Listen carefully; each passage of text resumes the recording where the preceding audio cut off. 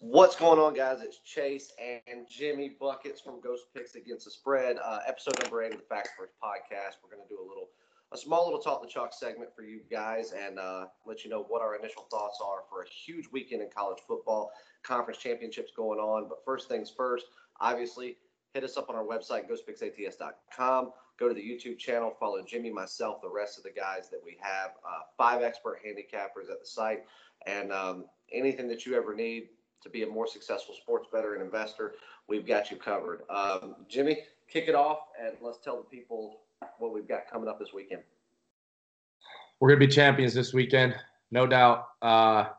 That's the first thing we want to open up this podcast with. This is a huge weekend for sports betting.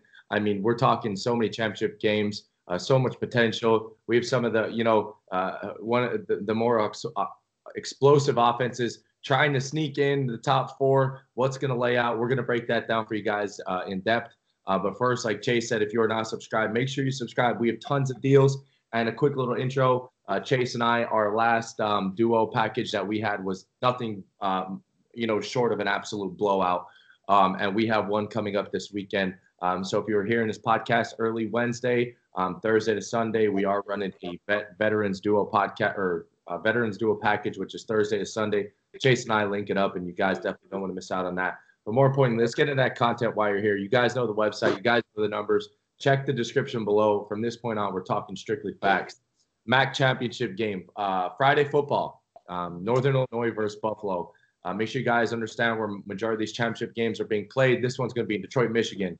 And, initially, Chase, this is a game that caught my eye from the day it was settled, because a lot of people are going to overlook Northern Illinois here. I mean, we have a total opens up at 4, 4.5, all the way down to 3 in some casinos. That the stout defense of Northern Illinois opens up at 47.5, all the way up to 50.5 now. So what's your initial thought here? I got a lot to talk about this game, but what's your initial thoughts here, with this explosive Buffalo offense going up against Northern Illinois? I think the first thing that caught my eye was, like you said, the line. Looking at it initially, I think the line should have opened up higher in favor of Buffalo. I would have said a touchdown line would have probably been fair. So the odds makers are already giving Northern Illinois a lot of credit, which they should. This is a team that will sneak up and bite you. And in the conditions that they play in and week out in the very harsh Midwestern weather, they see a slower pace. You don't see, a lot of explosive, plays from Northern Illinois. You're going to get in the Motor City at Ford Field, being indoors where no weather can be a factor. You're going to see this team open it up, and I think you're going to see a lot more explosiveness from Northern Illinois. I like them initially, plus 3.5. And as you and I were talking earlier, the total opening up at 47 and jumping so fast, I don't think that's public money. I believe that's sharp money coming in. And initially, I really like the over in this game. Yeah. Let me read off a couple of key trends before I give you my honest opinion on this game here. The last 10 head-to-head, Northern Illinois is 10-0. ATS, Northern Illinois is 7-3. I don't like going off big, trends like this or prior games, but these are some significant numbers. You're talking 70% ATS their last 10 that they played. But on the flip side, Buffalo's a different team this year. They're 6-1 ATS their last 7. 13-2 straight up in their last 15 games. So if you're looking for a money line play, Buffalo's 13-2 straight up in their last 15 games. But let's get to the real notes here that I want to talk about. Buffalo's been one of the nation's best, all year against the number. 9-3 ATS record, while the Huskies are, 7-5 straight up, 6-6 ATS, yada yada yada. What people are failing to realize in these games, they look at these stats that we're reading off, right? They look off the key trends or prior games that Buffalo offense, with Tyree Jackson and Anthony Johnson hooking up for 9 touchdowns, while Tyree has 25 of his own. That explosive Buffalo offense that, I think is going to catch a little bit of a little shell shock here. I mean, going up against a Northern Illinois defense, only giving up 344 yards a game. But one game that always stays with me is that Ohio game that Buffalo, got blown out by Ohio. And what was the big cause of the blowout? In that game. The big cause of that blowout was nothing but chaos and defense, running the ball straight down Buffalo's, throat, and then defense. Now, mind you, they had a great bounce back game against Bowling Green, but this kind of play is gonna the Northern Illinois coaches, they're going to capitalize on stuff like that, right? And it's what you just said. It's running the ball in defense. That's what Northern Illinois does. That's exactly. their 72% of the bets are coming on Buffalo, while the sharp action's coming on Northern Illinois. I consider us sharps. A lot of people always say that. Why do you talk about sharp action? Well, because, we want to find the right line. We want to find the best line. I think Northern Illinois is going to beat Buffalo outright, to be honest with you. I think they're going to come on top. So Friday, my early prediction before really capping this game, breaking it down too in depth, I like Northern Illinois plus the 3.5. So I think it's going to be a great way to kick off some of these championship games, and that's pretty much all I got for this game. I'm in 100% agreement with you there, and this is actually going to be one of my favorites of the weekend. These lower tier conference games are where that's what makes this what we do so fun and so special, is not just doing marquee matchups like Alabama. Obviously, we'll get into Bama, but this is one of those games where you get to see the true heart and soul of what is college football, not just big primetime marquee matchups with, Heisman favorites. These are the guys that are going to go out there and literally leave everything out on the line. Yeah. And so, all right, let's jump into another one. Let's jump into my favorite one of the weekend. My favorite one of the weekend is Central Florida and Memphis. Central Florida is coming in as 3-point favorites over Memphis. Memphis is a very good, very high explosive, high octane offense, puts up a lot of points. But UCF is one game away from going 2 straight years unbeaten. They have not gotten the respect from the NCAA. They have not gotten respect from playoff committee yet. If they win this game and they don't get a spot in the playoffs, it's going to be pretty disgusting because they've done everything to prove that they deserve to be there. Yeah, no, I definitely think you're going to have a lot of backlash on that. I just don't think that they have the caliber or strength of schedule. No matter how many teams that they have beat, we're looking at some of these teams right now. The tier level 1 teams. I just can't consider UCF a tier level 1 team. No, and I don't either. But it's really going back to not only them winning, but how they've won them. Just going out there and blowing these teams out of the water. Teams that are usually on their level can't compete with them. And I just think you go 2 years unbeaten, somebody throw you a bone and let's just see what happens. Yeah. It would be fun to see a team like that go up against a Bama or a Georgia and see if they can really become a Cinderella story. It's true. But like I said, strength of schedule is where they look at. They need to create a couple things here. Big thing that catches my eyes in this series, we have, in this game, line opens up at 70.5. Obviously the tragic loss to their quarterback, Milton. Very, very tough way to end the season for Central Florida. He created this, this win streak. The whole franchise has pretty much been based around that quarterback and those big receivers. We have a total already dropped down 6 points here. I'll give you my initial thoughts on this game, and then I'm going to pass it right over to you. We have a backup quarterback that a lot of people are going to overlook. Now, on the season, Mac, the backup quarterback. He's 174 passing yards, but he's 281 rushing yards, 2 touchdowns. Now, UCF, everyone thinks of the high explosive offense on UCF as the high flying. People think that UCF is big on passing the ball, and that's the overall perception of majority of the public. UCF is, they're a great offensive team who puts up 43 points a game, right? Well, what we fail to realize is they average more yards on the ground than they do in the air. Absolutely. And we're going up against a Memphis Tigers team, who gives up 400 yards a game. And this is just going to be an extreme, this is essentially a home game for UCF. They're going to have a lot more of the crowd behind them too, because Milton's out. And people want them to win. Like they're growing a following, just like Loyola Chicago did last year in March Madness. They've got people behind them. Everybody wants to see it. So they'll definitely be the fan favorite on Saturday for sure. I truly think that UCF is going to find a way to continue to streak. I believe in good things. And, that tragic loss, watching that injury definitely took the breath out of them. But I also think it helped boost a lot of their, their confidence here for the weekend. So I like UCF -3. I do too. And I think one thing you said about the injury is I played that game. I had a big top tier play on that game last week when that happened. And I had some of my clients, as soon as it happened, text me and email me going, oh, no, it's over. They won't be able to cover. Their season's over. Their amazing winning streak is over.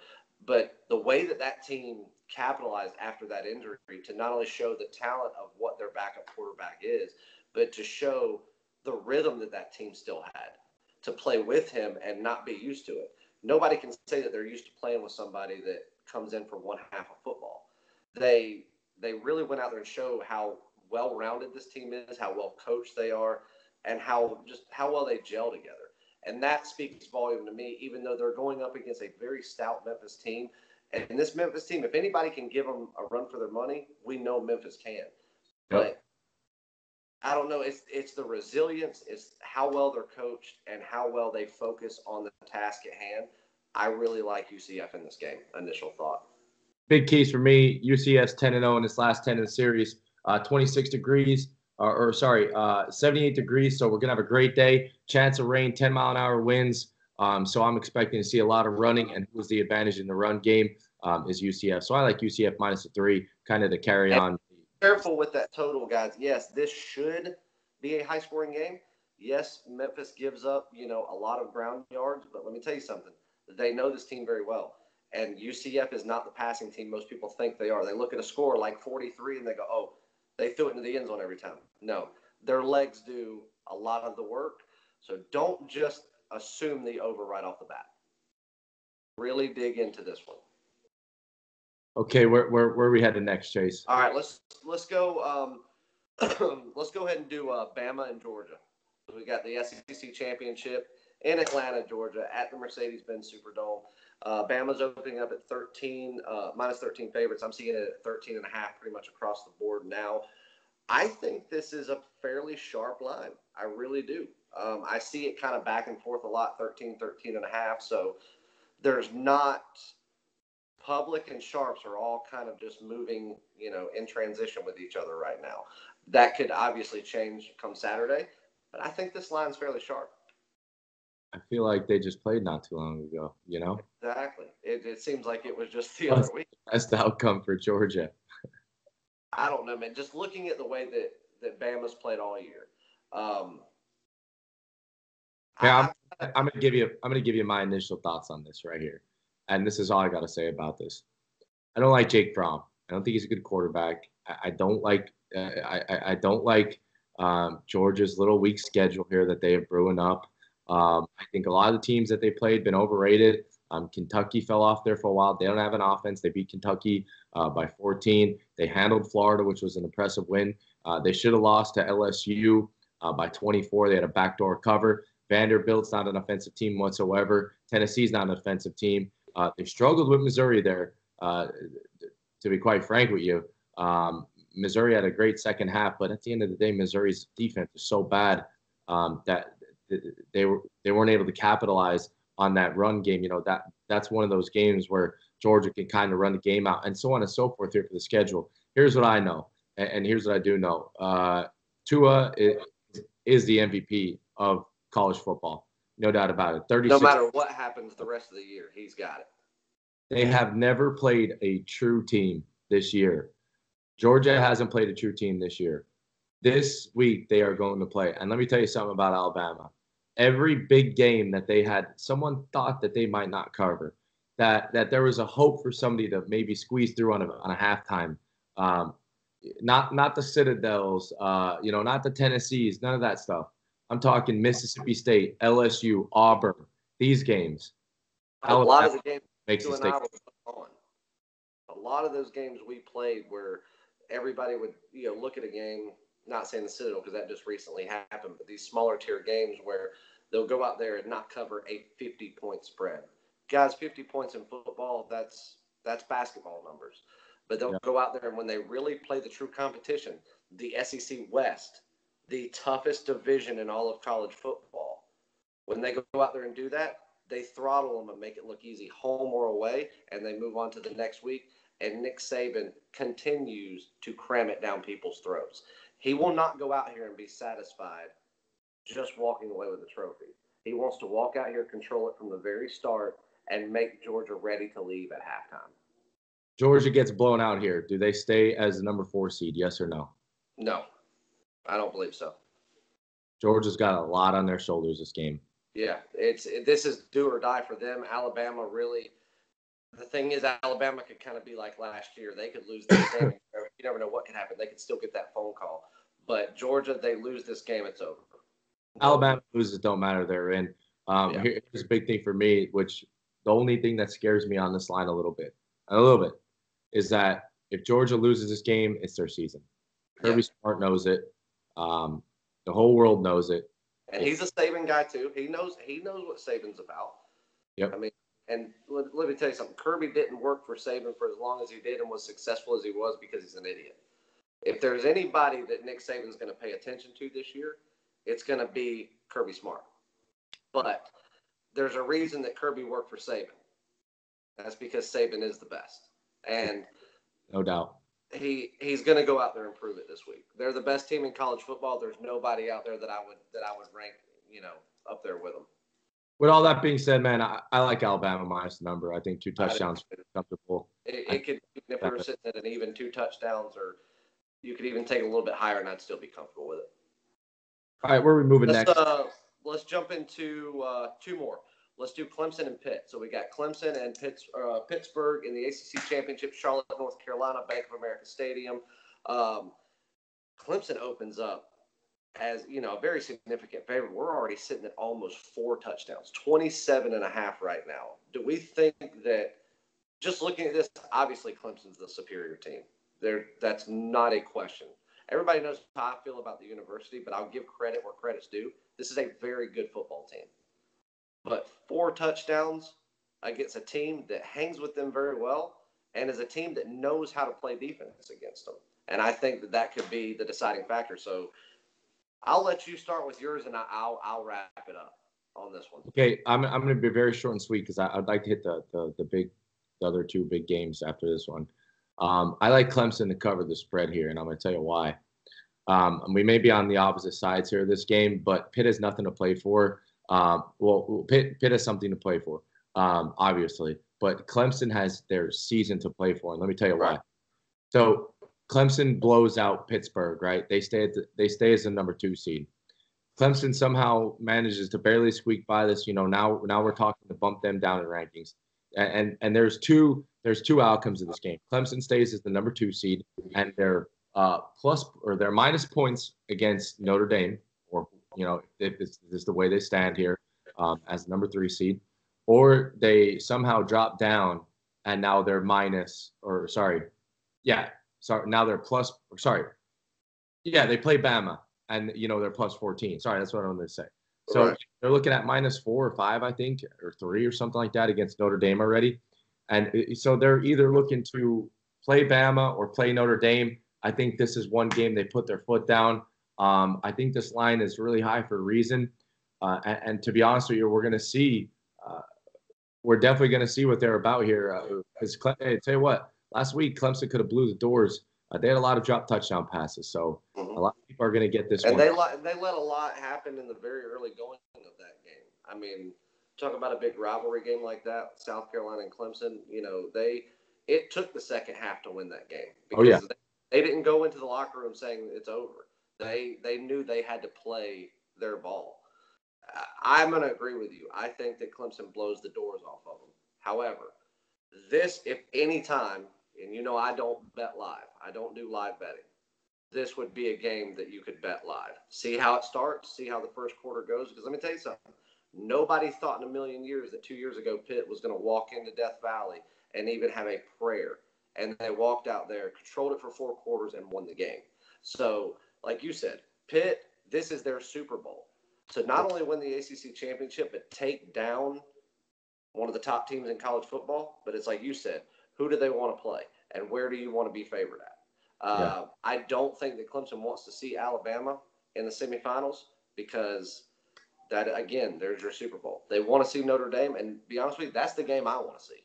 I want to see Clemson Notre Dame. Yep. So, but I am going to agree with you. Initial thought, Clemson beats them by 40. Yeah, they very well could. I mean, we're seeing a lot of inflation, too, because of that bad loss against Miami. But we can't also forget that Clemson's got the best defensive line coach out there. They only Brent Venables should be given the farm to any place he wants to go. Yeah. All right, let's get into the big play of the day, or the big game of the day. Texas-Oklahoma Red River rivalry. Oklahoma starts out kind of an odd number, laying 8, but they didn't start off laying 8. No, that's what I'm saying. It's sitting at 8 though. They start off 5. Yep. But I think that line, the initial opening line, what did you see it at? 5? 5.5. I would say that's fairly sharp. I think that this game is going to be closer than most people think. I think that Oklahoma is the better offense. I think that Texas has gotten really their play calling has gotten a lot better from recent years. They've gone out there and had some really good games this year, made stuff interesting. Games like TCU, where they won as underdogs. But I don't know. I mean, Oklahoma, I do think is the better team, but I think that this is going to be a true rivalry game, and I see this being close. I had this line at 4.5. Seeing it open at 5.5 and go to 8 was smile to my eyes. But I am scared. I am scared in this game for a couple of reasons. Is because Oklahoma, they have to bring everything they got. They have to.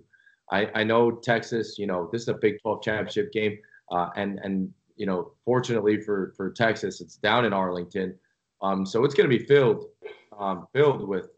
with Longhorn fans, which is the advantage there for the Sooners. But on the flip side, Hollywood Brown. I mean. Murray, still talk about him with the Heisman. Ain't gonna happen. But their entire season, do they want to be in the college championship game? This is all right now on the line. Yeah, bit of it's on the line. And I just think that this is a championship game is awesome because it's a rematch of what we get to see every year in such a great rivalry game. But I think that this is it's like you said, the initial opening line was a tad high, but it keeps climbing because everybody thinks that Oklahoma, just the explosive offense they have been over the past decade, is going to come out and roll all over Texas when it means something. Let me tell you something. This game means a lot to both of these teams, no matter the situation. This could be an exhibition game. These two teams do not like each other. I see a very hard-fought, played game, and I see it being close. And I just think 8's too much. Well, I'm gonna leave it like this. I like Oklahoma -8 in this game. That's a crazy, call it what it is. I think the offense is going to be too much here. We all know that they're not afraid to do, to go for it on 4th down midfield. Right. We could be on the opposite sides here in this game. I think the public, I think the sharps, even some people are going to be riding Texas. To be honest with you, I think this is a coin flip when it comes to the spread. In my eyes, I just think Murray's just going to be too much for the Longhorns. At the end of the day, they don't even care if the defense gives up touchdowns. Can you keep up with Oklahoma's offense? Right now, they're on another tier level right now. So I do like Oklahoma -8. Might be crazy, might not be, but I definitely won't be having action on this game. We did pretty good. We only disagreed on one thing. Yeah. But it happens. So that's really, that's the gist of the big games that we've got for Saturday. It's going to be a big day. There's going to be college basketball, and we got NBA. We've got hockey. We've got obviously championship football being played. So you want to do a little rundown of what we had today, and then I guess we'll wrap it up after that. Unless you got something. I'm gonna wrap it up on the Fresno Boise game. I'm 3-0 on today here. I'm getting in at some of the Purdue Florida State game, taking my notes on that game because we have 2 trending teams here in college basketball. But I had Syracuse +5 against Ohio State. Toronto and hockey was our big 6-unit play. And also early in the day, Georgia State -3 versus Tulane. So sitting pretty nice here overall. Still got an NBA play. I think that's about to go off. Where are you at for your games? I know you were doing pretty well today. Today, free play West Virginia that they covered. NBA had the Philadelphia 76ers. They easily covered. Had Rhode Island -7.5. They blew the doors off of them, won by 20. So as of right now, I'm 3-0. My top tier play is actually Utah State. If you want to kick that off, I'll check the score here and see if we can't give everybody an update. Yeah, I'm sure they'll get this later tonight. But hey, all right, Boise is hosting Fresno again, and this game just happened, and this is in Boise. We have the Mountain West Championship game here. Boise's laying 2.5 here, and I'm going to tell you right now, I am taking Fresno. I'm taking Fresno. I love Boise. I think they've just had 2 or 3 great games. They just beat Fresno by 7, New Mexico, and then they shut down that high explosive offense of Utah State. But I'm going over to the better defense here, which is Fresno State. And I do like Fresno State, and I will be betting on Fresno State plus. I'm going to buy a hookup. I'll probably take the 3, but there'll be no action for me out here in the distro. Yeah, and I actually agree with you. I like Fresno in the game as well. I think that initial thought, we all know what Boise's made of. We all know that that's been one of the most fun teams to make money with over the past 10 years. Over the past decade, they've been a covering machine. Nobody in the Mountain West has hung with them. But right now, it's like you said. I think this game comes down to defense 100%, and Fresno has the better defense, in my opinion, by a long shot. I do not think that Boise's defense is anywhere near the caliber that Fresno's is. I think Fresno knows it. I think this line should have opened a little bit higher. So I think that there's your little telltale sign. This is going to be a close game, and defense is going to win it. Yeah, the money's coming in on Boise too, so. Yeah, a lot of public people on Boise, which is it's understandable, guys. I mean, it's not that Boise's a bad team by any means, and it's not that they don't have what it takes. But in this game, I think the defense is going to reign supreme. All right, last thing I want to say, Ohio State versus Northwestern really quick. They have to blow the doors off them. Let me catch the line on that really quick. We're sitting at 14. I'm taking it. This will be on my card. Simply the fact that I know Northwestern's good, and I know there's a lot of inflation here because of the big game against Michigan, but they have to put on their best performance to get into the big dance. So they're going to be praying for a bad, early morning with some of these teams. But at the same time, Urban Meyer is going to be looking to put up another 75-plus points here against a Northwestern team who's very good at covering on the road. But I still like Ohio State here because, like I said, one of those do-or-die situations. Do they want to get the big dance? Put on a big show, plain and simple. Yep, I agree with that. And then Utah State right now is winning by 9. They need to cover by 10.5 for a top-tier play. And then we talked about this game too, and a lot of my clients ask me about it just because they know I'm a fan. We both like North Carolina tonight to take down Michigan as underdogs. So that game's getting ready to kick off, but I do like North Carolina tonight. I do. All right, well, again, another great, successful Talk to Chalk segment, and I'm sure we'll be on one next week or the week after, or maybe you have somebody on or I'll have somebody on. But I ain't got anything else. No, I think I'm good. I just want to thank everybody that tunes into us every single day, every single week on the podcast, every day on our free videos. All the support that you have shown us for the past, 9-10 months since we've been grinding this out, and we've gone from nothing to something, and it's all because of the people like you, and we're continue to grind on like we do every day. It's in our slogan. It's what we live by, and we will be the biggest and the best, and there will be everybody left behind us. I can promise you that. Yeah, you can tell by the views of the majority of people's videos nowadays, but make sure to subscribe to the YouTube channel. If you are not subscribed, you are wrong. We will be putting out content as we do every day. Good luck. God bless. Grind on. Grind on. See you guys. You got to stop it.